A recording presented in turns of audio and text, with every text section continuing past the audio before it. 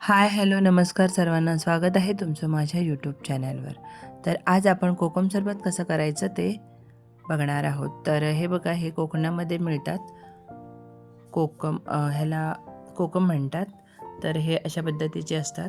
तर हे बघा, हे स्वच्छ धुवून घ्यायचे आहेत आणि धुवून झाल्याच्यानंतर एक एक कोकम पुसून घ्यायचं आहे. हे बघा, या पद्धतीने सगळं पुसून घेतलं ना की जास्त दिवस सरबत टिकतो. त्यामुळे प्रत्येक कोकम एक एक करून पुसून घ्यायचं आहे या पद्धतीने. आता हे बघा, आपण सगळे कोकम पुसून घेतलेले आहेत. आता हे बघा, वरती असं पुढच्या टोकाला असं फुलासारखं असतं ग्रीन कलरचं, ते काढून घ्यायचं आहे आणि असे 2 तुकडे करून घ्यायचे आहेत. अशा वाट्याचा आकार आला पाहिजे अशा पद्धतीने आपण कट करून घेणार आहोत. तोडून घ्यायचं आहे या पद्धतीने. अजून एक तुम्हाला दाखवते. हे फूल काढायचं आहे वरचं, ते काढून टाकायचं हां नक्की, आणि असं तोडून घ्यायचं आहे. ते जर काढलं नाही ना तर थोडंसं हिरवळ असा कलर येतो, म्हणून ते नक्की काढून टाकायचं आहे. आणि हे बघा, ह्याच्यातल्या बियासुद्धा काढून टाकायच्या आहेत. ह्यांच्या बियांचं ना तेल बनवलं जातं, पण आता हे आपल्याला थोडंसंच आहे त्याच्यामुळे आपण काही तेल नाही हे करणार आहोत. पण हे मशीनद्वारे तेल काढलं जातं गावाला. हे बघा, आता आपण सगळ्या ह्या वाट्या तोडून घेतलेल्या आहेत. आता एक स्वच्छ बरणी घ्यायची आहे आणि ती उन्हात वगैरे चांगली सुकवून घ्यायची आहे. आता एका पसरट भांड्यामध्ये साखर घेतलेली आहे आणि हे बघा, आता एक एक वाटी साखरेत बुडवायची, व्यवस्थित पूर्ण भरून घ्यायची वाटी आणि त्याच्यामध्ये एक एक असं सोडून घ्यायचं आहे. हे बघा, या पद्धतीने अशी वाटी घ्यायची आहे, पूर्ण साखर भरायची त्या वाटीमध्ये आणि बरणीत ठेवून द्यायची आहे. आता आपण सगळ्या अशाच पद्धतीने वाट्या भरून घेणार आहोत.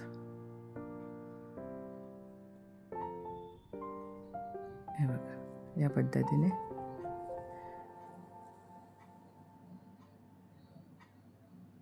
अशा व्यवस्थित अशा भरून प्रत्येक वाटी भरून घ्यायची आहे. नाहीतर असंच टाकलं ना की असा पूर्ण प्रत्येक ह्याचा रस बाहेर निघत नाही. त्यामुळे अशी प्रत्येक वाटी अशी भरून घ्यायची आहे. हे बघा, झालेलं आहे आपलं. आणि जी उरलेली आपली साखर आहे ना, आता ह्याच्यामध्ये मी अजून एकदा साखर घेतली होत्या. जेवढी पहिली दाखवली ना तेवढी ना, प्रत्येक वाटीला वाटी भरून भरून टाकायची. तितकं लागेल इतकं साखर घ्यायची आहे, वाट्या भरतील इतक्या. आता उरलेली जी साखर आहे ती याच्यावर वरतीच टाकून देऊयात.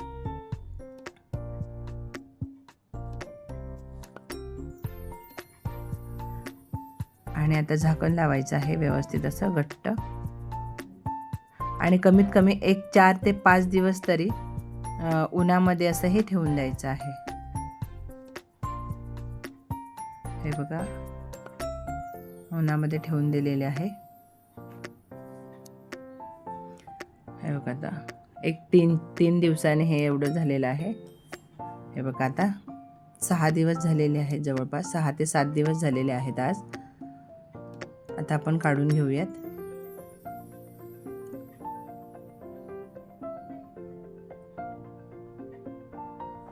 खूप छान असा चवीला हा सरबत झालेला आहे घरगुती. आता आपण एक पसरट भांडं घ्यायचं आहे, त्याच्यावर अशी जाळी घ्यायची आहे आणि आपण सगळं हे गाळून घेऊयात.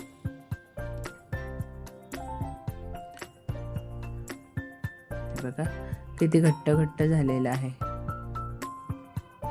जशी आपली मध आणतो ना आपण बाजारातून, त्या पद्धतीचा हा रस झालेला आहे.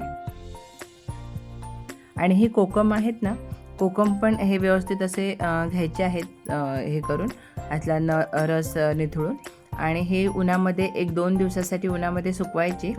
आणि ते पण खायला गोड छान, आंबट गोड छान लागतात. हे बघा, इतका झालेला आहे हा कोकम सरबत. कोकमचा रस आहे हा,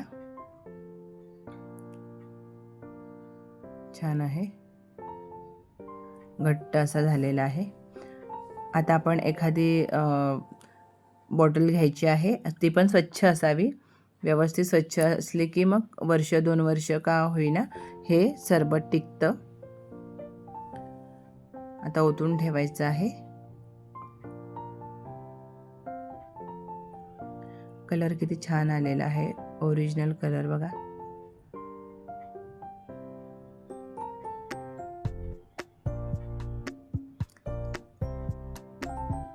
आता रेडी आहे.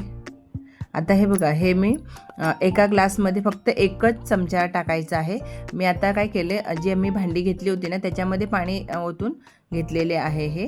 पण ह्या एका ग्लासमध्ये एकच चमचा टाकायचा आहे. एक ग्लास भरून पाणी घ्यायचं आणि त्याच्यामध्ये एक हा सिरप टाकायचा आहे. आणि ह्याच्यामध्ये हे बघा, ज्याच्या बिया 15-20 मिनटं भिजत घातल्या होत्या त्या याच्यामध्ये टाकायच्या. एकदम अप्रतिम झालेला आहे. नक्की तुम्हाला जर मिळाले कोकम, तर मग ह्या कोकम सरबत नक्की करून बघा. तुमच्या जर बाजारात येत असेल जवळपासच्या, तर या पद्धतीने करून बघा.